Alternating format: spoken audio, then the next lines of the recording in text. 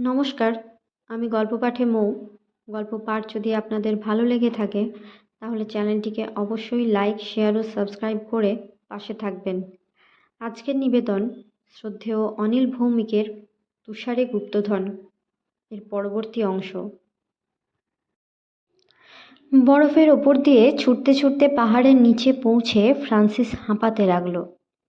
এতটা পথ এক ছুটে চলে এসেছে। এতক্ষণ মেঘ কুয়াশায় অন্ধকার ছিল চারিদিক। এবার মেঘ কুয়াশা কেটে গেল। আকাশে দেখা গেল পূর্ণিমার চাঁদ।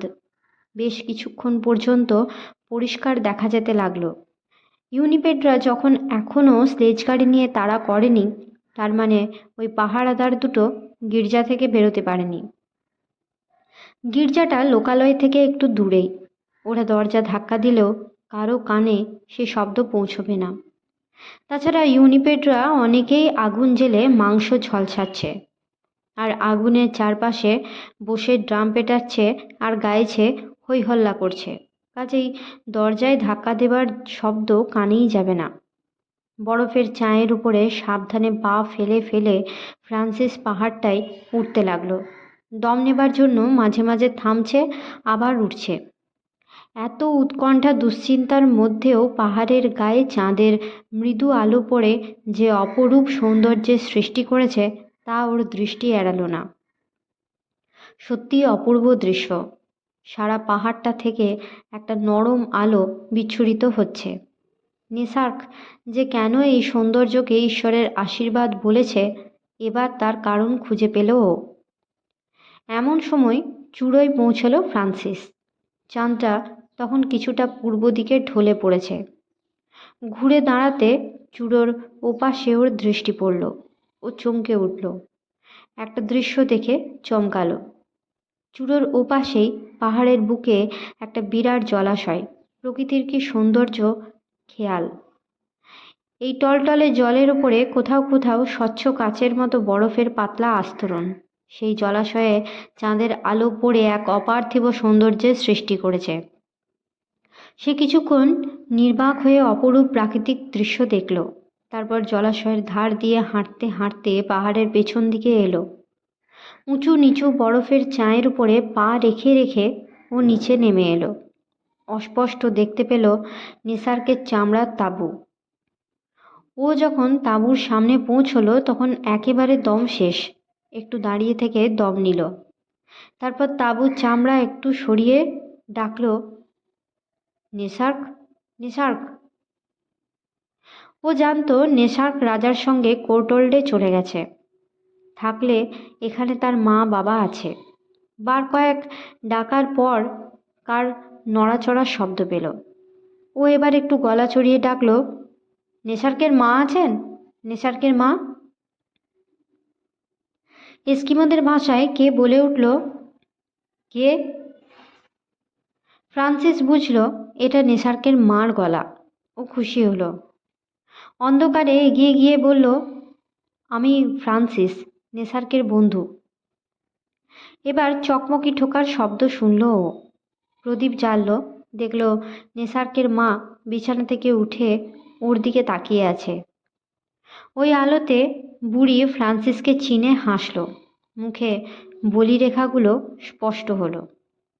ফ্রান্সিস এস্কিমোদের ভাঙা ভাঙা ভাষায় বলল, আমি পালিয়েছি, এখানে থাকবো, স্লেজ গাড়ি চাই। নিসার্গের মা মাথা নাড়ল। অর্থাৎ স্লেজ গাড়ি নেই। ফ্রান্সিস চিন্তায় পড়ল। স্লেজ গাড়ি না পেলে কোর্টল্ড পর্যন্ত হেঁটে যাওয়া প্রায় অসম্ভব।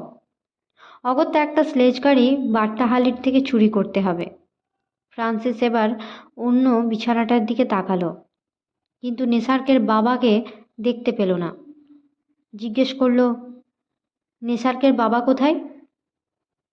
বুড়ি কথাটা শুনে দুহাতে মুখ ঢেকে কেঁদে উঠল। বুঝল নিসার্গের বাবা মারা গেছে।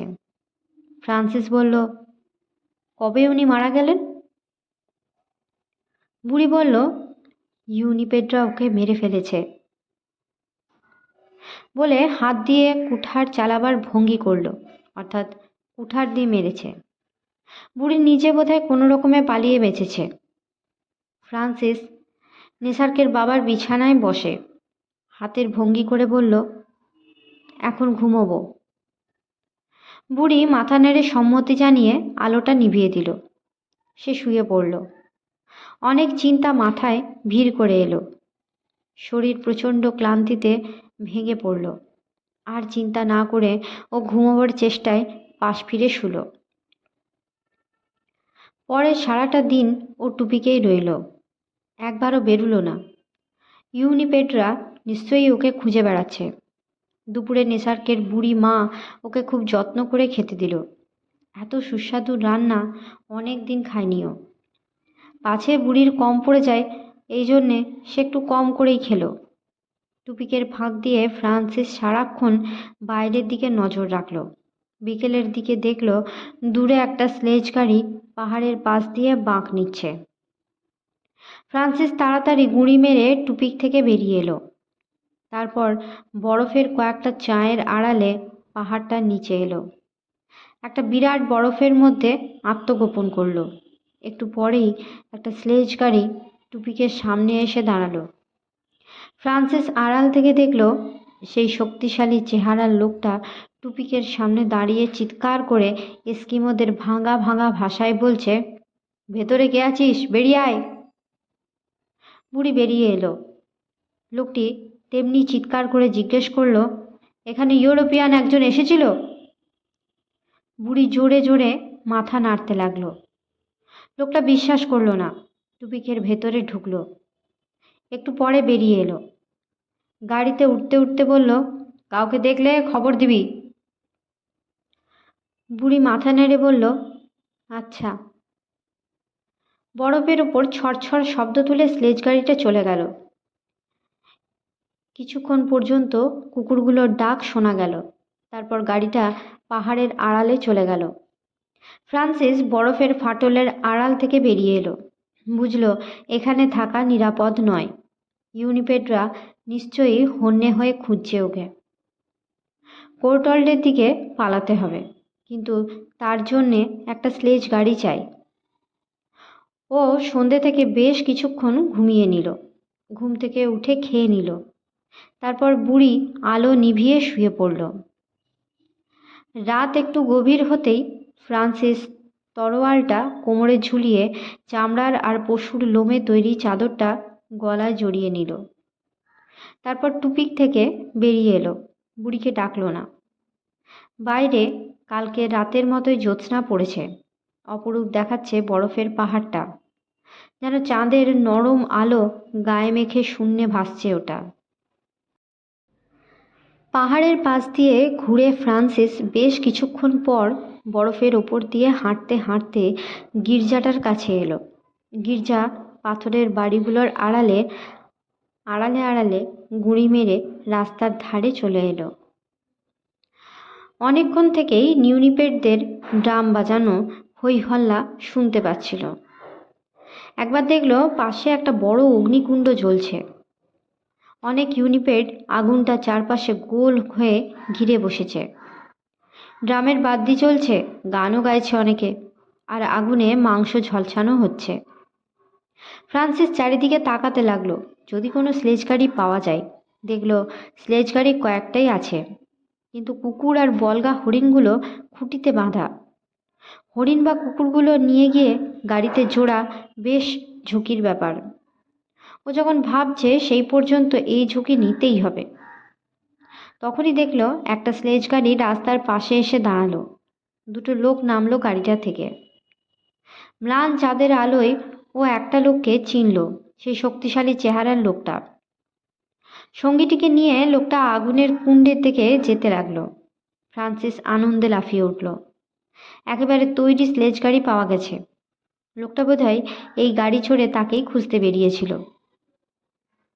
ফ্রান্সিস পাথরের বাড়ি থেকে বেরিয়ে এলো। তারপর বরফের উপরে গুঁড়ি মেরে মেরে স্লেজ গাড়িটার কাছে এলো। ইউনিপেডরা তখন ড্রাম পেটাচ্ছে, হই হল্লা করছে। সে আস্তে আস্তে গাড়িটাতে উঠে বসলো। ধীর গতিতে গাড়িটা পাথরের বাড়ির আড়ালে আড়ালে চালিয়ে নিয়ে কিছুটা দূরে এলো। এমন সময় ওই অগ্নিকুণ্ডের দিক থেকে কে যেন চিৎকার করে বলল। ও দেখল অনেকজন ইউনিপেড কুঠার হাতে ছুটে আসছে। ও এবার কুকুরগুলোর গায়ে জোরে চাবুক হাঁকালো। কুকুরগুলো জোরে ছুটতে লাগলো। গাড়ি ছুটল দ্রুত গতিতে। একটু পরেই গাড়িটা বরফের প্রান্তরে এসে পৌঁছালো। ও পেছনে তাকিয়ে দেখল বিস্তৃত তুষার প্রান্তরে লোকজন বা গাড়ির কোনো চিহ্নই নেই। গাড়ি চলল। ফ্রান্সিস আর গাড়ি থামালো না। বাকি রাতটুকু সমান গতিতে চালাতে লাগলো। বলা যায় না, বলগা হরিণ টানা স্লেজ গাড়ি নিয়ে যদি ইউনিপেডরা ওর নাগাল পায়। পরের দিন অনেক বেলা পর্যন্ত গাড়ি চালালো, কিন্তু গাড়ির গতি কমে এলো। কুকুরগুলো অনেকক্ষণ ছুটে বেশ ক্লান্ত হয়ে পড়েছে। সে নিজেও যথেষ্ট ক্লান্ত বোধ করছিল। তাই গাড়ি থামালো। কুকুরগুলোকে ছেড়ে দিলে তারা বসে জিভ বার করে হাঁপাতে লাগলো। সে এবার গাড়িটায় কি আছে পরীক্ষা করে দেখল। সিন্ধু ঘটকের শুকনো মাংস, শিল মাছের টুকরো যত্ন করে রাখা, ঠ্যাং, চর্বি, নাড়িভুড়ি এসব কুকুরের খাদ্যও আছে। শুকনো কাঠের টুকরো পেল কিছু, কিন্তু তাঁবু নেই। সেই খোলা প্রান্তরে ও চকমকি ঠুকে আগুন জেলে মাংস রাঁধল, নিজেও খেলো, কুকুরগুলোকেও খেতে দিল।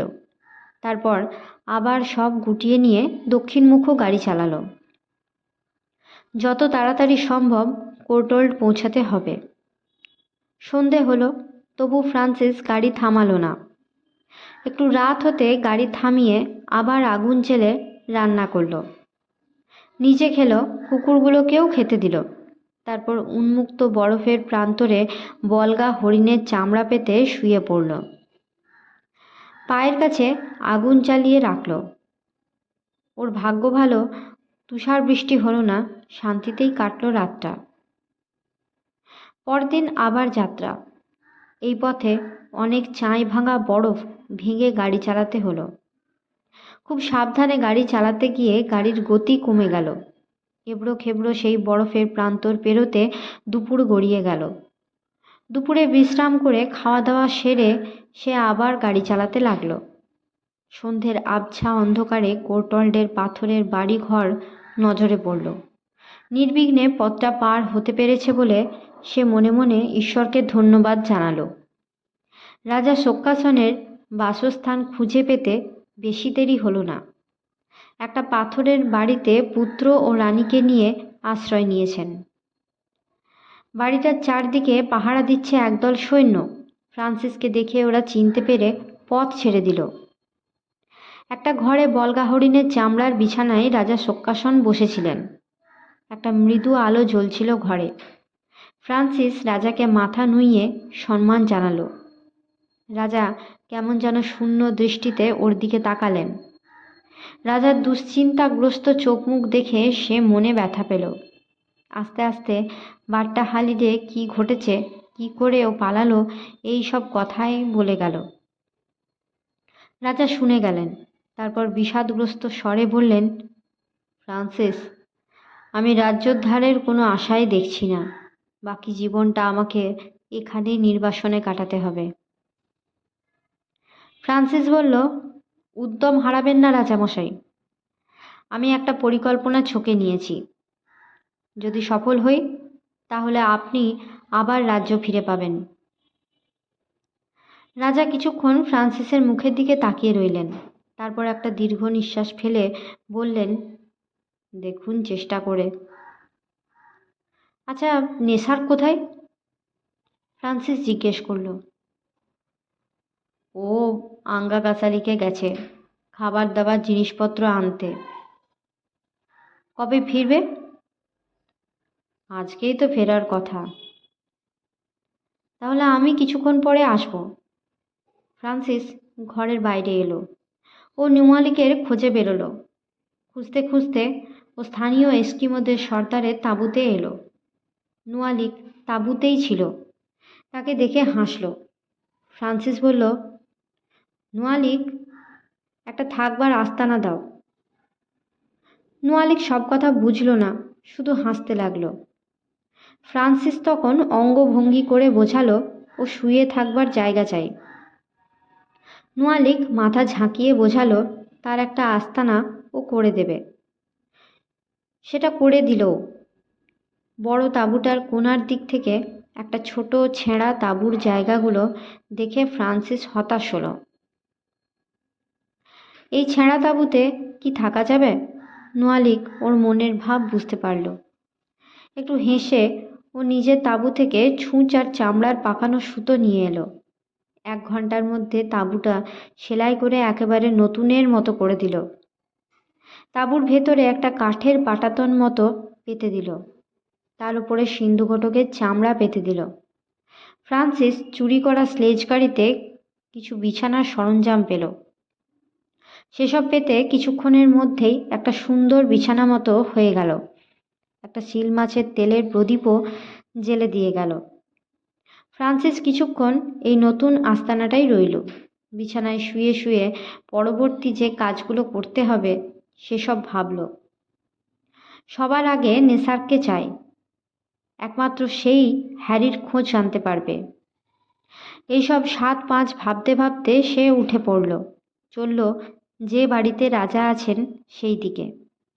বাড়িটার কাছাকাছি পৌঁছলো যখন, তখন রাত হয়েছে।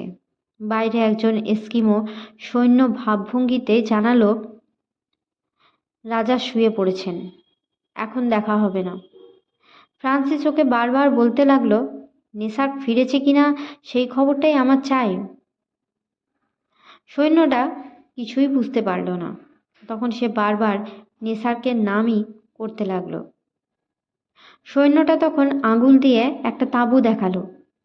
তাহলে নেসার্ক ওই তাঁবুতেই আছে। ফ্রান্সিস তাঁবুটার কাছে গিয়ে নেসার্কের নাম ধরে ডাকতে সে বেরিয়ে এলো। ও তো ফ্রান্সিসকে দেখে অবাক, ছুটে এসে তাকে জড়িয়ে ধরল। দুজনে তাঁবুটাতে ঢুকল। আরও 2জন এস্কিমো সৈন্য ভেতরে শুয়ে আছে। নেসার্ক বার্টা হালিডের খবর জিজ্ঞেস করল। সে সব ঘটনা বলে গেল। হ্যারির বন্দিদশার কথাও বলল। এবার নেসার্ক জিজ্ঞেস করল, আমার বাবা মার সংবাদ কিছু জানেন? তোমাদের তাঁবুতেই আমি প্রথমে আশ্রয় নিয়েছিলাম। বাবা মা ভালো আছেন তো? হ্যাঁ, ফ্রান্সিস আমতা আমতা করে বলল। নেসার্কের মনে একটু সন্দেহ দেখা দিল। বলল, সত্যি করে বলুন। ফ্রান্সিস একটু ভাবল। এখন সামনে অনেক কাজ। নেসার্ক যদি বাবার মৃত্যু সংবাদে ভেঙে পড়ে তাহলে সব পরিকল্পনাই ভেস্তে যাবে। হ্যারি এখন বন্দি, যা করবার যত তাড়াতাড়ি সম্ভব করতে হবে। তবু বাবার মৃত্যু সংবাদ ছেলের কাছে গোপন রাখা উচিত হবে না। সে নেসার্কের কাঁধে হাত রাখল। তারপর বলতে লাগলো, নেসার্ক, আমাদের সামনে এখন অনেক কাজ। আমার বন্ধুকে বাঁচাতে হবে। বার্টা হালিড ইউনিপেডদের হাত থেকে উদ্ধার করতে হবে। এখন তোমার সাহায্য না পেলে আমি কিছুই করতে পারবো না। আপনি সত্যি কথাটাই বলুন, যত দুঃখের হোক আমি সহ্য করব। তোমার বাবাকে ইউনিপেডরা মেরে ফেলেছে। নেসার্ক শুধু একবার তার মুখের দিকে তাকালো, তারপর মাথা নিচু করে বসে রইল। একটু পরেই ওর শরীরটা কেঁপে কেঁপে উঠতে লাগলো। ফ্রান্সিস বুঝল ও নিঃশব্দে কাঁদছে। সে ওর 2 কাঁধে হাত রেখে ডাকল, নেসার্ক ভাই, কেঁদো না, বরং প্রতিশোধ নেবার কথা ভাবো। নেসার্ক খানিকক্ষণ চুপ করে থেকে চোখ মুছল। তারপর সহজ গলায় বলল, আমি এর প্রতিশোধ নেব। ফ্রান্সিস উৎসাহের সঙ্গে বলল, আমিও তাই বলি, ভেঙে পড়লে চলবে না। মনকে শক্ত করে কর্তব্যগুলো করে যেতে হবে। এখন এছাড়া উপায় নেই। আপনি কি ভেবেছেন বলুন? নেসার্ক সহজ গলায় বলল, আমার মূল পরিকল্পনা কার্যকর করতে গেলে প্রথমেই প্রয়োজন হ্যারিকে, মানে আমার বন্ধুকে মুক্ত করে আনা। এটা আমরা পারবো না, কারণ আমাদের ওরা সহজেই চিনে ফেলবে। আমি চেষ্টা করব, নেসার্ক বলল। আপনি জানেন না, আমি অনেকদিন ইউনিপেডদের হাতে বন্দি ছিলাম। ওদের ভাষা, জীবনযাত্রার পদ্ধতি সবই আমি জানি। তাহলে একমাত্র তুমিই পারবে। বেশ, এখন আপনি কি করবেন? কাল সকালেই আমি রাজা শোকাসনের কাছে একটা বলগা হরিণ টানা স্লেজ গাড়ি চাইব। গাড়ি নিয়ে আমি আঙ্গা মাগাল ছালিকে যাব। আমার বন্ধুদের নিয়ে এখানে আসব। তার পরের পরিকল্পনাটা এখানে এসে তৈরি করব। তুমি ততদিন কোথাও যাবে না, এখানেই থাকবে। ইউনিপেডদের রাজা এভারডেসন যে কোনো মুহূর্তে আমার বন্ধুকে মেরে ফেলতে পারে। ঠিক আছে, আপনি আপনার বন্ধুদের নিয়ে আসুন, আমি এখানেই আপনার জন্য অপেক্ষা করব। ফ্রান্সিস ওর হাত জড়িয়ে ধরে ঝাঁকুনি দিল, তারপর তাঁবুর বাইরে চলে এলো। নিজের তাঁবুতে ফেরার সময় দেখল দিগন্ত বিস্তৃত বরফের প্রান্তরে মৃদু জ্যোৎস্না পড়েছে। ও হিসাব করে দেখল এখন শুক্লপক্ষ চলছে, তার মানে আরও বেশ কদিন রাত্রে চাঁদের আলো পাওয়া যাবে। এই সুযোগ হাতছাড়া করা চলবে না। পরদিন সকালেই নেসারকে সঙ্গে নিয়ে ফ্রান্সিস রাজার সঙ্গে দেখা করল। সে মোটামুটি তার পরিকল্পনা বলল। রাজা যেন কিছুটা আশ্বস্ত হলেন। বললেন, তুমি পারবে ইউনিপেডদের তাড়াতে? চেষ্টা ত্রুটি করব না। এখন আমার একটা দ্রুতগামী গাড়ি চাই। তুমি আমার গাড়িটাই নাও, আমি তো আর এখন কোথাও বেরোচ্ছি না। সেই মতো নির্দেশ দিলেন। বাইরে এসে ফ্রান্সিস নেসারকে বলল, তুমি গাড়িটা নিয়ে আমার তাঁবুর কাছে এসো, প্রয়োজনীয় সব জিনিস গাড়িতে দিও। আমিও আমার প্রয়োজনীয় জিনিসগুলো নিয়ে তৈরি থাকব। তাড়াতাড়ি খেয়ে দিয়ে ফ্রান্সিস তৈরি হয়ে নিল। একটু পরেই নেসার রাজার বলগা হরিণে টানা গাড়িটা নিয়ে হাজির হলো। সব দেখে শুনে সে দক্ষিণমুখ গাড়ি চালাতে লাগলো। বলগা হরিণে টানা গাড়ি তুষারের প্রান্তর দিয়ে অত্যন্ত বেগে ছুটে চলল। ও স্থির করল সন্ধ্যের আগে আর গাড়ি থামাবে না। কিন্তু বিকেলের দিকে কুয়াশার গাঢ় আস্তরণের সামনে সব কিছু ঢেকে দিল। একটু পরেই প্রায় মাথার কাছে নেমে আসা মেঘ কুয়াশা তুষার বৃষ্টির মধ্যে দিয়ে ওর গাড়ি ধীরে ধীরে চলল। ওর সমস্ত পোশাক তুষারে ঢেকে গেল। ওর ভাগ্য ভালো বলতে হবে। ঘণ্টা খানেকের মধ্যে প্রচণ্ড হাওয়ার ঝাপটা শুরু হলো। মেঘ কুয়াশা উড়ে গেল। হাওয়ার বেগের প্রচণ্ডতাও কমল। সন্ধ্যের মুখে আকাশে মেরু নক্ষত্র দেখা দিল। একটু পরে অস্পষ্ট চাঁদের আলোও দেখা গেল। ফ্রান্সিস বুঝল হরিণগুলোর বিশ্রাম দরকার। নিজেও ক্লান্ত, এবার বিশ্রাম চাই। দুটো চাঁইয়ের কাছে এসেও গাড়ি থামালো। দুটো চাঁইয়ের মাঝামাঝি জায়গায় তাঁবু খাটালো।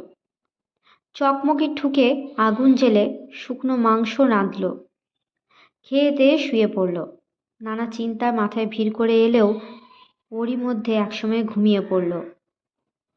পরদিন আবার পথ চলল। গাড়ির গতি যথেষ্ট বাড়িয়ে দিল। একেবারে সন্ধে পর্যন্ত এক নাগাড়ে গাড়ি চালালো। দুপুরে বিশ্রামও নিল না, কিছু খেলও না। সন্ধ্যায় গাড়ি থামল, রাত্রির মতো বিশ্রাম। 3 দিনের দিন ও বন্দরে পৌঁছালো। দূর থেকে শাঙ্কুই ওকে প্রথম দেখল। তখন দুপুর। শাঙ্কু ছুটতে ছুটতে কাছে এলো। গাড়ি থামিয়ে শাঙ্কুকে তুলে নিল। যেতে যেতে বলল, কেমন আছো শাঙ্কু? শাঙ্কু হেসে মাথা ঝাঁকালো। সমুদ্রের ধারে এসে থামল। দেখল ওদের জাহাজটা দাঁড়িয়ে আছে। গাড়ি থেকে নেমে ও বন্ধুদের ডাকতে লাগলো। জাহাজের ডেকেই দাঁড়িয়েছিল বিস্কো। ফ্রান্সিসকে দেখে ওর মুখ খুশিতে ভরে উঠল। ও ছুটোছুটি করে সবাইকে ডাকতে লাগলো। সবাই এসে ডেকে জড়ো হলো। কিন্তু ওরা বেশ অবাক হলো ফ্রান্সিসের সঙ্গে হ্যারিকে না দেখে। ওরা তাড়াতাড়ি জাহাজ থেকে দড়ির সিঁড়ি ফেলে দিল। ফ্রান্সিস আর শাঙ্কু সিঁড়ি বেয়ে বেয়ে জাহাজে উঠে এলো। সব বন্ধুরা ফ্রান্সিসকে ঘিরে ধরল, হ্যারির কথা জিজ্ঞেস করতে লাগলো। ফ্রান্সিস সংক্ষেপে সমস্ত ঘটনা বলে গেল। তারপর সবাইকে সম্বোধন করে বলল, ভাই সব অনেক বিশ্রাম করেছো, আর এক মুহূর্তও নষ্ট করা চলবে না। শাঙ্কুর সঙ্গে কয়েকজন চলে যাও। অন্তত 4টে স্লেজ গাড়ি আর কুকুর জোগাড় করে আনো। আমরা এক্ষুনি কোর্টল রওনা হব। বিস্কো বলল, ফ্রান্সিস, আমাদের আধ ঘন্টা সময় দাও, আমরা খেয়ে দিয়ে তৈরি হয়ে নিচ্ছি। তোমারও নিশ্চয়ই খাওয়া হয়নি। বেশ, আমিও খেয়ে দিয়ে নিচ্ছি, কিন্তু যত তাড়াতাড়ি সম্ভব সারতে হবে।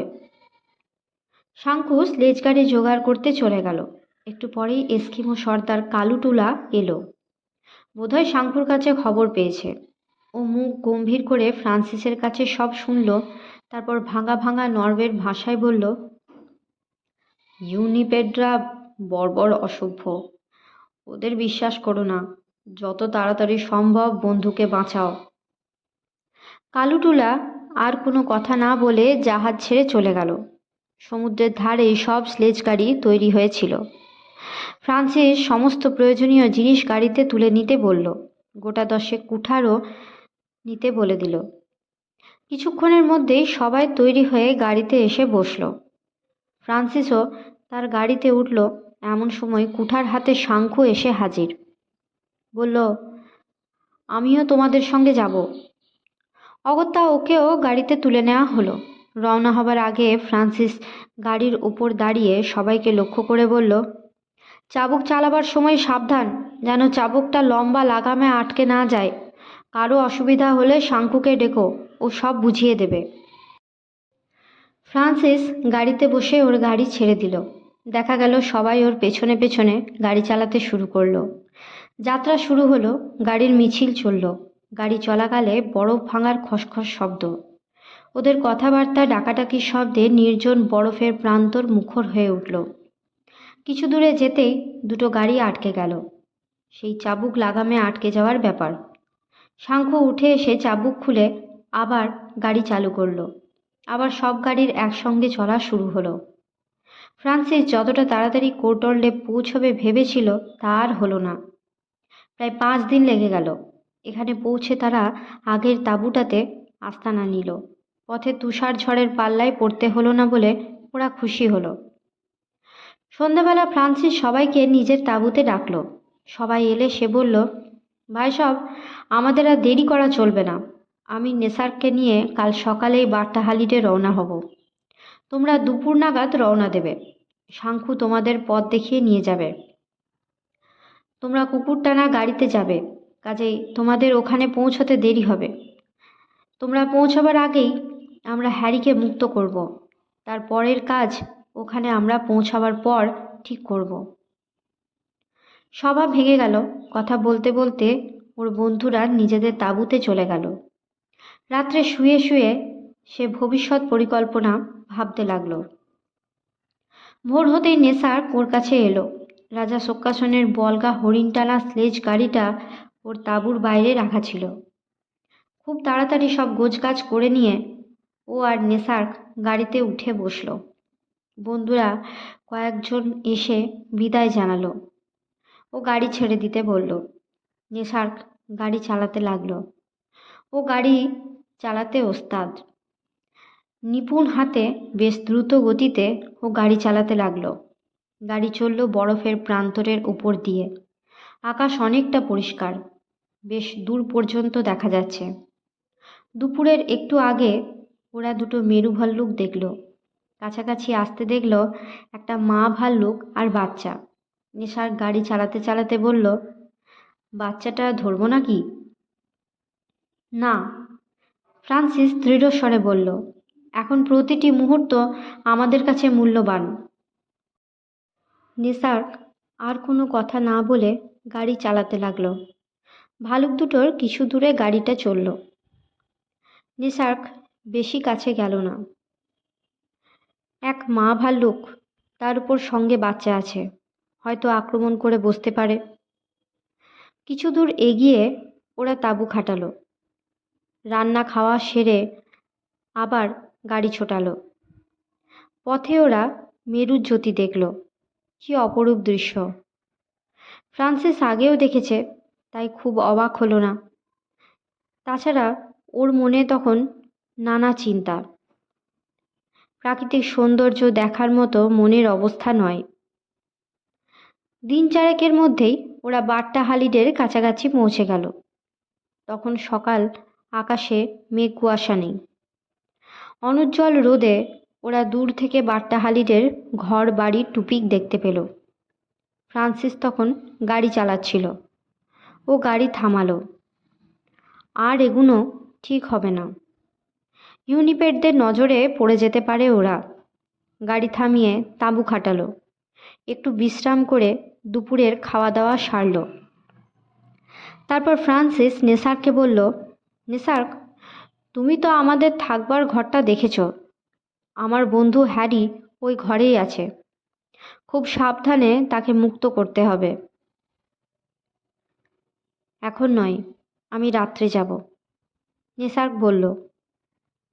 বেশ, ফ্রান্সিস বলল। সন্ধে গেল, রাত হলো। রাত বাড়তে নেসার্ক একটা কুঠার হাতে নিল। তারপর তাঁবু থেকে বেরোলো। ওখানে স্লেজ গাড়ি নিয়ে যাওয়া চলবে না, হেঁটে যেতে হবে। ফ্রান্সিস নেসার্কের হাত ধরে ঝাঁকুনি দিল। নেসার্ক মৃদু হাসল। তারপর বরফের প্রান্তরের ওপর দিয়ে বার্তাহালিদের দিকে হাঁটতে লাগল। আকাশে ভাঙা চাঁদ, মৃদু জ্যোৎস্না পড়েছে বরফের ওপর। নেসার্ক হেঁটে চলল। ফ্রান্সিস কিছুক্ষণ সেই বরফের প্রান্তরে দাঁড়িয়ে রইল। তারপর তাঁবুতে ঢুকে বিছানায় শুয়ে পড়ল। কিন্তু ঘুমোতে পারল না। নানা চিন্তা ভিড় করে এলো। মাঝে মাঝে তন্দ্রা এলো। পরক্ষণেই তন্দ্রা ভেঙে উঠে বসতে লাগলো। নেসার্ক কখন ফেরে এই চিন্তা। হ্যারি কেমন আছে কে জানে। রাত শয়ে শয়ে এসেছে তখন। নেসার্কের ডাকে ওর তন্দ্রা ভেঙে গেল। নেসার্ক বিছানায় বসে হাঁপাতে লাগলো। অনেকটা পথ হেঁটে এসেছে। ফ্রান্সিসের মন চিন্তাকুল, উৎকণ্ঠিত। তবু কোনো প্রশ্ন করল না। একটু পরে নেসার্ক বলল, আপনাদের ওই ঘরে হ্যারি নেই। ফ্রান্সিস চমকে উঠে বসল। তবে ও কোথায়? তার হদিশ করতে পারিনি। তবে খবর জোগাড় করেছি যে কিছু এস্কিমোকে রাজা এভালডাসান রাজবাড়িতে বন্দি করে রেখেছে। কাল রাত্রে সেখানে খোঁজ করব। পরের দিনটা শুয়ে বসে কাটল। আবার রাত হলে নেসার্ক কুঠার হাতে বার্তাহালিদের দিকে রওনা হলো। সারা রাত ফ্রান্সিস দুশ্চিন্তায় ঘুমোতে পারল না। কিছুক্ষণ শুয়ে থাকে, আবার উঠে তাঁবুর বাইরে এসে দাঁড়ায়, দেখে নেসার্ক আসছে কিনা।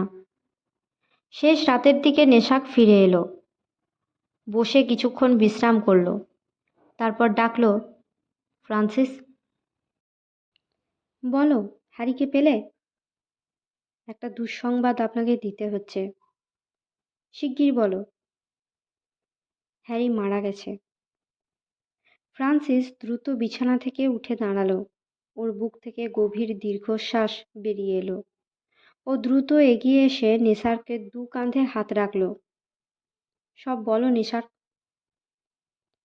রাজবাড়িতে যারা বন্দি আছে তাদের মধ্যে হ্যারিকে দেখলাম না। তাহলে হ্যারিকে কোথায় রাখা হয়েছে? রাজবাড়ির অন্য ঘরগুলো, টুপিকগুলো সব জায়গায় খুঁজে খুঁজে দেখলাম। হতাশ হলাম, কোথাও হ্যারি নেই। নিসার্গ একটু থামল। তারপর বলতে লাগলো, ওদের নাচ গানের এক আসরে গিয়ে বসলাম। সেখানে ইউনিপেডদের এক সর্দারের সঙ্গে ভাব জমালাম। হ্যাঁ, ওই লোকটাকে আমি চিনেছি। আমাদের দেখাশোনার ভার ছিল ওই লোকটার উপরে। ওর স্লেজ গাড়িটা নিয়েই আমি পালিয়েছিলাম। তারপর কথায় কথায় ও বলল, একদিন রাত্রিরে ওরা নাকি দেখে হ্যারি ঘরে মরে পড়ে আছে। তাহলে ওরা হ্যারিকে মারেনি? ও তো তাই বলল। ওরা আর বদ্যি টদ্যি রাখেনি। একটা বিদেশির জন্যে কে আর ঝামেলা অত পোহায়। ওরা মৃতদেহটা সক্কাট্ট পাহাড়ের এক গুহায় ফেলে দিয়েছিল। ফ্রান্সিস মাথা নিচু করে চুপচাপ বসে রইল। ও নিজেকে সংযত করার অনেক চেষ্টা করল, কিন্তু পারল না। একসময় দু হাতে মুখ ঢেকে ও কেঁদে উঠল। নিসার্ক ওর কাঁধে হাত রাখল, সান্ত্বনা দেবার চেষ্টা করল। কিন্তু ফ্রান্সিসের কান্না বন্ধ হলো না। ওর বারবার হ্যারির কথা মনে হতে লাগলো। হ্যারির হাস্যোজ্জ্বল মুখ, ওর কথা বলার ভঙ্গি ও প্রতিজ্ঞা দৃঢ় মুখ, সবই মনে পড়তে লাগলো। ফ্রান্সিস কাঁদতে লাগলো। সে যখন একটু শান্ত হলো তখন ভোর হয়ে গেছে। একটু বেলায় ফ্রান্সিসের বন্ধুরা এসে পৌঁছালো। বিস্কো ছুটে এলো ফ্রান্সিসের কাছে। দেখলো সে শুয়ে আছে। ওরা এলো, অথচ সে একবারও তাঁবুর ভেতর থেকে বেরোলো না। এটা বিস্কোর কাছে একটু অদ্ভুত লাগলো। ও বুঝলো নিশ্চয়ই সাংঘাতিক কিছু ঘটেছে। ও আস্তে আস্তে ফ্রান্সিসের গায়ে ধাক্কা দিল। বলল, তোমার কি হয়েছে বলো তো? ফ্রান্সিস এতক্ষণে চোখ চাপা দিয়ে শুয়েছিল। এবার চোখের উপর থেকে হাতটা সরালো। বিস্কো দেখলো ফ্রান্সিসের চোখে জল। বলে উঠল, কি হয়েছে ফ্রান্সিস? ফ্রান্সিস কোনো কথা বলতে পারল না। বিস্কো বুঝল হ্যারি নিশ্চয়ই কোনো বিপদে পড়েছে। ও জিজ্ঞেস করলো, হ্যারি কেমন আছে? ফ্রান্সিস ভগ্নস্বরে আস্তে আস্তে বলল, বিস্কো, হ্যারি মারা গেছে। বিস্কো চমকে উঠে বলল, বলো কি? তখন ফ্রান্সিস আস্তে আস্তে নেসার্ক যে খবর এনেছে সব বলল। কিছুক্ষণের মধ্যেই ফ্রান্সিসের বন্ধুরা খবরটা শুনল। এতক্ষণ ওরা বেশ খুশি মনে তাঁবুতে কাটাচ্ছিল। নতুন দেশ ভালোই লাগছিল ওদের।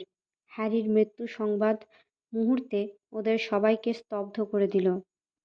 সবাই নিঃশব্দে ফ্রান্সিসের তাঁবুতে এসে ওকে ঘিরে দাঁড়ালো। ফ্রান্সিস উঠে বসল। তারপর ধীর স্বরে বলতে লাগলো, ভাই সব, আজকে আমাদের বড় শোকের দিন। আমার অভিন্ন হৃদয় বন্ধু হ্যারি মারা গেছে। কিন্তু আমি কোনোদিন হার মানিনি, আজকেও মানব না। হ্যারির মৃত্যুর প্রতিশোধ আমি নেবই। একটু থেমে ও বলতে লাগলো, ভাই সব, আমি পরিকল্পনা ছকে রেখেছি। আজ রাত্রেই আমরা বাট্টাহালিটকে ডান দিকে রেখে অনেকটা ঘুরে সক্কারটোপ পাহাড়ে যাব। সবাই সারাদিন বিশ্রাম করে নাও। সন্ধ্যের পরেই অন্ধকার হলে আমরা আবার যাত্রা শুরু করব। সবাই আস্তে আস্তে নিজেদের তাঁবুতে ফিরে গেল। সন্ধ্যের পর ভাইকিংদের মধ্যে কর্মতৎপরতা শুরু হলো। সবাই বরফের প্রান্তরে এসে দাঁড়ালো। বিস্কো ফ্রান্সিসকে ডাকতে এলো। ফ্রান্সিস, আমরা তৈরি, চলো। ফ্রান্সিস তাঁবুর বাইরে এলো। বিস্কো বলল, আমরা কি স্লেজ গাড়িতে যাব? না, ফ্রান্সিস বলল, গাড়ির কুকুর নিশ্চয়ই চুপ করে থাকবে না, ডাকবে। তাহলে আমরা ধরা পড়ে যাব। আমাদের হেঁটে যেতে হবে। সবাইকে কুঠার নিতে বলো। পরপর সবাই দাঁড়ালো। একটু রাত হতেই যাত্রা শুরু হলো। আকাশে ভাঙা চাঁদ উঠল একটু পরেই। নরম জ্যোৎস্না পড়ল বরফের প্রান্তরে। শুধু জুতোর তলায় বরফ ভাঙার শব্দ আর উত্তরে হাওয়ার শনশন শব্দ। চারিদিকে আর কোনো শব্দ নেই। প্রায় মাঝরাতে ওরা সক্কারটপ পাহাড়ের তলায় গিয়ে পৌঁছলো। তারপর ঘুরে পাহাড়ের পেছনে এলো। সেখান থেকে পাহাড়ে ওঠা শুরু হলো। এত দূর হেঁটে এসে তারপর পাহাড়ে ওঠা, সকলেই বেশ ক্লান্ত হয়ে পড়ল। বিস্কো ফ্রান্সিসকে বলল, সবাই খুব ক্লান্ত, একটু বিশ্রাম নিতে দাও। ফ্রান্সিস বিস্কোর দিকে তাকালো, দৃঢ় স্বরে বলল, না, আজ রাতের মধ্যেই সব সারতে হবে। পাহাড়ে উঠতে শুরু করো। এই কথা বলে ফ্রান্সিস সবার আগে পাহাড়ে উঠতে লাগলো। ফ্রান্সিসের সহ্য শক্তি দেখে সকলেই অবাক হলো। তাকে দেখে মনেই হচ্ছিল না ও এতটা পথ হেঁটে এসেছে। ওর সর্বাঙ্গে যেন প্রতিজ্ঞার দৃঢ়তা। বাকি সকলের আর বসা হলো না। ওরা ফ্রান্সিসের পেছনে পেছনে পাহাড়ে উঠতে লাগলো। কেউ কেউ চাঁদের মৃদু আলোয় বরফের পাহাড়ের অপরূপ সৌন্দর্য দেখতে লাগলো। পাহাড়ের প্রায় চূড়োর কাছাকাছি ওরা পৌঁছলো। তখন বিস্ময়ে সবাই হতবাক হয়ে গেল। সম্মুখে গলা জলের বিরাট সরোবর, তাতে চাঁদের আলো পড়ে এক বিচিত্র রূপময় জগৎ রচনা করেছে। উত্তরে হাওয়ার মাঝে মাঝে মৃদু ঢেউ। ফ্রান্সিস সকলের দিকে ফিরে তাকালো, তারপর বলল, ভাই সব, বরফ কেটে এই গলা জলের স্রোত আমরা বাট্টাহালিদের দিকে নামিয়ে দেব, ভাসিয়ে দেব, ভাসিয়ে দেব, তছনছ করে দেব সবকিছু। একটু থেমে বলল, এবার সবাই কিছুক্ষণ বিশ্রাম করে নাও, কারণ এরপর আর বিশ্রাম করার অবকাশ পাবে না। এই জলধারা নামতে শুরু করলেই যত তাড়াতাড়ি সম্ভব আমাদের পাহাড়ের পিছন দিকে নেমে যেতে হবে, নইলে সেই জলধারায় আমরা ভেসে যাব। সবাই বরফের উপর বসল। তখনও অনেকে হাঁপাচ্ছিল। ওখান থেকে কুয়াশার জন্য বাট্টাহালিদের ঘর বাড়ি, তাঁবু, গির্জা কিছুই দেখা যাচ্ছিল না, কিন্তু ইউনিপেডদের ড্রাম বাজনা হই হল্লা শোনা যাচ্ছিল। বসে রইল অনেকে, কেউ কেউ বরফের উপর শুয়ে পড়ল। সকলেই অবাক হয়ে চাঁদ, পাহাড়, সরোবর দেখছিল। কিছুক্ষণ পরে ফ্রান্সিস উঠে দাঁড়ালো, কুঠার হাতে নিয়ে বরফের উপর কুঠার চালালো। শব্দ উঠল, ঠক। বেশ শক্ত বরফ। ফ্রান্সিসের দেখা দেখি আর সবাই উঠে দাঁড়ালো। সবাই মিলে বরফের উপরে কুঠার চালাতে লাগলো। শুধু হাওয়ার শনশন শব্দ, মানুষের শ্বাসের শব্দ, আর বরফে কুঠারের আঘাতের শব্দ। ঠক ঠক বরফ ভাঙার কাজ চলছে। রাত শেষ হয়ে এলো প্রায়। চাঁদ দিগন্তের দিকে অনেকটা ঢলে পড়েছে। খাল কাটা শেষ হলো। আবার একটু বিশ্রাম করে নিল সবাই। এবার সরোবরের দিক থেকে কয়েকটা বরফের চাঁই ভেঙে ফেলার পরই সরোবরের জল খাল দিয়ে নিচের দিকে ছুটল।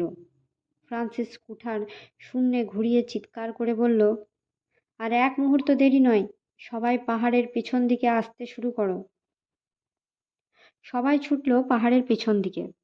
বরফের চাইয়ে সাবধানে পা রেখে রেখে সবাই নামতে লাগলো। ওদিকে মুক্ত জলস্রোত ছুটল নিচের দিকে।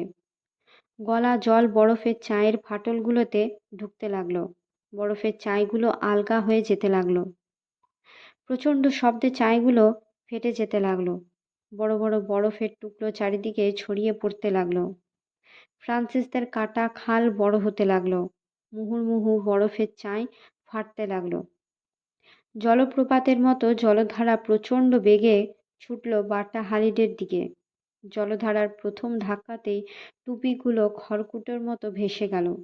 ফ্রান্সিসরা নামতে নামতে বুঝতে পারছিল মুহুর্মুহু বরফের চাই ফাটার ধাক্কায় পাহাড়টা কেঁপে কেঁপে উঠছে।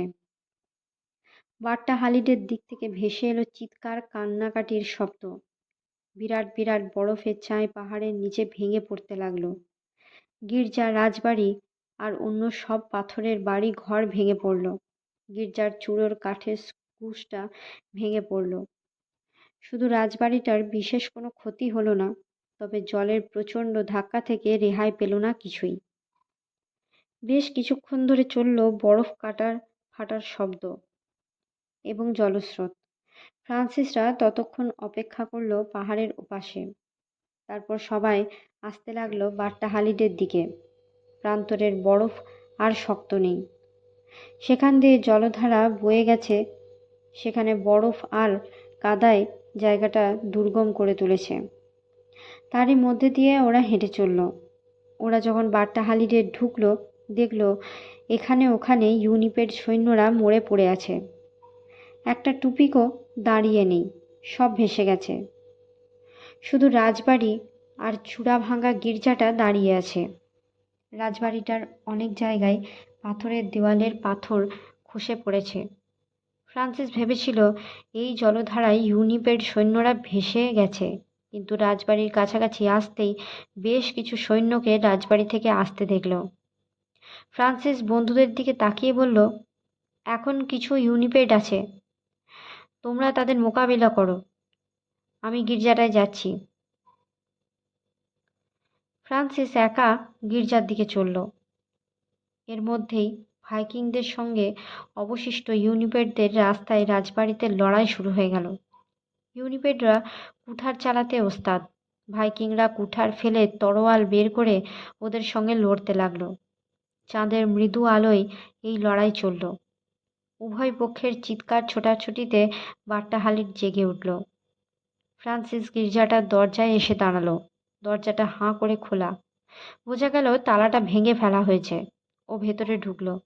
অন্ধকারে কিছুই নজরে পড়ছে না, তবে জানালা দিয়ে যে অল্প চাঁদের আলো আসছিল তাতে দেখল জানলার কাঁচ অনেকটা জায়গায় ভেঙে গেছে। কেমন ফাঁকা লাগছে বেদিটা। সেই আলোতেই ও দেখল যিশুর বড় মূর্তিটা মেঝেই পড়ে আছে। হয়তো জলের ধাক্কায় পড়ে গেছে, কিন্তু কিভাবে কোথায় পড়ে আছে দেখা যাচ্ছে না। ও মেঝের কাছে কড়াটার কাছে গেল, দেখল একটা মশাল আটকানো রয়েছে। চকমকি ঠুকে মশাল জ্বালতে গেল, কিন্তু বরফ জলে ভেজা মশাল সহজে জ্বলতে চায় না। বেশ কিছুক্ষণ চেষ্টার পর মশাল জ্বলল। মশালের আলোয় দেখল যিশুর মূর্তিটা মেঝেয় উপুড় হয়ে পড়ে আছে। একটা হাত ভেঙে গেছে। ও মূর্তিটা তোলার জন্য হাত লাগালো। উহ, অসম্ভব ভারী। কয়েকজন মিলে ছাড়া যাবে না, এটা একার কর্ম নয়। হঠাৎ দরজায় একটা ধাক্কার শব্দ হলো। ফ্রান্সিস তাড়াতাড়ি উঠে দাঁড়ালো। মশালের অল্প আলোয় দেখল কে যেন ওর দিকে এগিয়ে আসছে। ও ভাবল কোনো ভাইকিং বন্ধু বোধহয়। পরক্ষণেই ভুল ভাঙল। লোকটার হাতে কুঠার। ভাইকিংদের হাতে তো কুঠার থাকার কথা নয়। ও মূর্তিটা ডিঙিয়ে পিছিয়ে এলো। ভালোভাবে আলো পড়তেই দেখল রক্তমাখা কুঠার হাতে রাজা এভাল্ডাসন। মুখটা হিংস্র, চোখের দৃষ্টি কুটিল। ও বুঝল এই অসভ্য বর্বর রাজা সুযোগ পেলেই তাকে হত্যা করবে, বিন্দু মাত্র ইতস্তত করবে না। ফ্রান্সিসও সেইভাবে নিজেকে তৈরি করে নিল। এক ঝটকায় খাপ থেকে তরোয়াল খুলে ফেলল। রাজা এভাল্ডসন একবার দাঁত বের করে হাসল, বিড়বিড় করে ওর নিজের ভাষায় কি বলল। তারপর কুঠার ওপরের দিকে তুলে কোপ দেওয়ার ভঙ্গিতে ছুটে এলো ওর দিকে। ও তৈরি ছিল। এক পাক ঘুরেই তরোয়াল চালালো। রাজার টুপিটা কেটে গেল, রক্ত বেরোলো। রাজা আবার কুঠার উঁচিয়ে আসতেই তরোয়াল চালালো ফ্রান্সিস।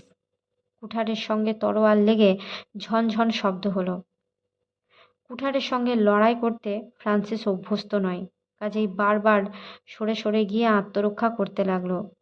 আর সুযোগ পেলেই তরোয়াল চালিয়ে রাজাকে ক্ষতবিক্ষত করতে লাগলো। ওই মশালের আলোতে দুজনের লড়াই চলল।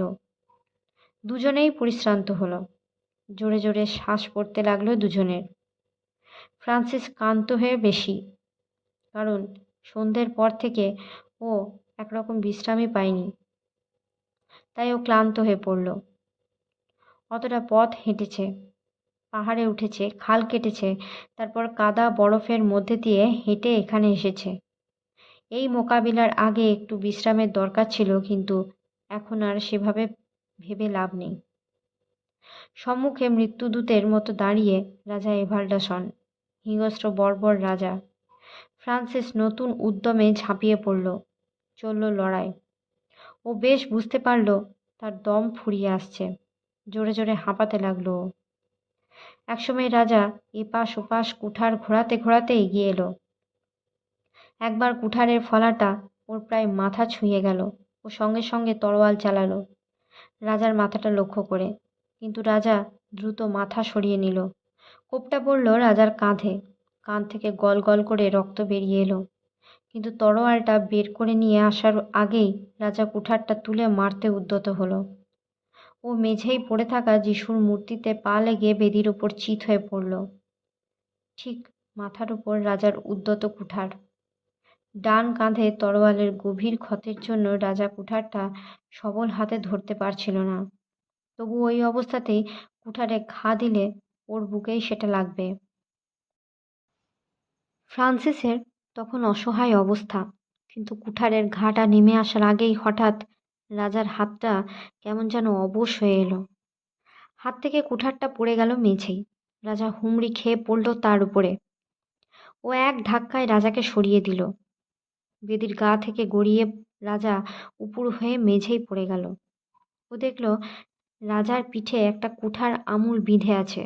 মুখ তুলে দেখল দরজার কাছে কে যেন দাঁড়িয়ে। লোকটা এগিয়ে আসতে ও দেখল নেসার্ক। তাহলে নেসার কি দূর থেকে কুঠার ছুঁড়ে মেরেছে। নির্ভুল নিশানা। নিসার্গ কাছে এলে ফ্রান্সিস হাঁপাতে হাঁপাতে বলল, নিসার্গ, তুমি আমার প্রাণ বাঁচিয়েছ। রাজার কুঠারের শেষ ঘাটা আমি বোধহয় এড়াতে পারতাম না। ও দেখল নিসার্গের চোখে জল। সে মৃদু স্বরে কাঁদো কাঁদো গলায় বলল, শেষ অবধি বাবার মৃত্যুর প্রতিশোধ আমি নিয়েছি। এমন সময় আরও কয়েকজন ভাইকিং এসে গির্জায় ঢুকল। তারা ফ্রান্সিসকে অক্ষত দেখে খুশিই হলো। ওরা বলল, ফ্রান্সিস, ইউনিপেডদের প্রায় সবাই মরে গেছে, বাকিরা পালিয়েছে। এখন বাট্টা হালিড ওদের হাত থেকে মুক্ত। ফ্রান্সিস হাসল, তারপর পাথরের বেদিটায় হেলান দিয়ে বসল। ভাইকিংরা ঘুরে ঘুরে গির্জাটা দেখতে লাগলো। একজন বেদিটার উপরে উঠল, দেখল আরও ওপরে আরেকটা কাঠের বেদি। ও জিজ্ঞেস করলো, আচ্ছা ফ্রান্সিস, এই কাঠের বেদিটার ওপর কি ছিল? ওই যে মেঝেই যিশুর মূর্তিটা আছে, সেটা বসানো ছিল। কিন্তু এই ঢোকানো গর্তটার মধ্যে কি যেন একটা রয়েছে। কি রয়েছে? এই একটা বইয়ের মতো কিছু। বই? ফ্রান্সিস কথাটা বলেই মেঝে থেকে লাফিয়ে তাড়াতাড়ি বেদিটার উপরে উঠল। দেখল যে কাঠের বেদিটায় মূর্তিশুদ্ধ ক্রুশটা বসানো ছিল, তার মধ্যে চৌকোনো গর্ত রয়েছে। একটা লাল মলাটের মতো কিছু দেখা যাচ্ছে। ফ্রান্সিস চেঁচিয়ে উঠল, শিগগির মশালটা নিয়ে এসো। একজন ছুটে গিয়ে মশালটা নিয়ে এলো। ও দেখল ঠিক এরিক দ্য রেডের ওল্ড টেস্টামেন্টের বইয়ের মতো লাল মলাট। ও বইটা আস্তে আস্তে বের করে মলাট ওল্টালো। লেখা দেখল, নিউ টেস্টামেন্ট। এই বইটার কথা রাজা সোক্কাসন বলেছিলেন, কিন্তু এই বইটা কোথায় আছে তা কেউ জানত না। সেই চামড়ার তৈরি কাগজে এরিক দ্য রেডের নিজের হাতে লেখা। সেই প্রথম অক্ষরগুলো মেলায়। কিন্তু শরীর অত্যন্ত ক্লান্ত, প্রায় অবধারিত মৃত্যুর হাত থেকে ফিরে এসেছে। শরীর আর চলছে না, মনও আর কিছু ভাবতে পারছে না। ওদিকে ভোর হয়ে এসেছে, বাইরে ফ্যালকন পাখির ডাক শোনা যাচ্ছে। ফ্রান্সিস বইটা হাতে নিয়ে সকলের দিকে তাকিয়ে বলল, কয়েকজন চলে যাও, আমাদের তাঁবু, জিনিসপত্র, স্লেজ গাড়িগুলো সব এখানে নিয়ে এসো। এখানে সব কিছু জলে ভিজে গেছে, শুকনো বিছানাপত্র, খাবার চাই। কথাটা বলে ক্লান্ত পায়ে গির্জার দরজার দিকে এগুলো, আর সবাই ওর পেছনে পেছনে আসতে লাগলো। গির্জার বাইরে এসে নিসার্গ ফ্রান্সিসকে বলল, আমি আমাদের টুপিকে যাচ্ছি। ও মাথা নেড়ে বলল, বেশ, কিন্তু তোমাকে কালকেই কোর্টল্ড রওনা হতে হবে। রাজা সোক্কাসনকে ফিরিয়ে আনতে হবে। ঠিক আছে, আমি কালকেই যাব। নিসার্গ কথাটা বলে চলে গেল। যে ঘরটায় ফ্রান্সিস আর হ্যারি আস্তানা নিয়েছিল, সেই ঘরটার সামনেও এলো। স্লেট পাথরের দরজা সরিয়ে ও ভেতরে ঢুকল। তখন আলো ফুটেছে। সেই ম্লান আলোয় দেখল বিছানার সব কিছু ভিজে গেছে। ভেজা বিছানাটা মেঝেই ফেলে দিল ও। তারপর পাথরের উপর শুয়ে পড়ল। একটু পরে ঘুমিয়ে পড়ল। আজকের মতো গল্প পাঠ এই পর্যন্তই। পরবর্তী অংশ নিয়ে আসব পরবর্তী ভিডিওতে। নমস্কার।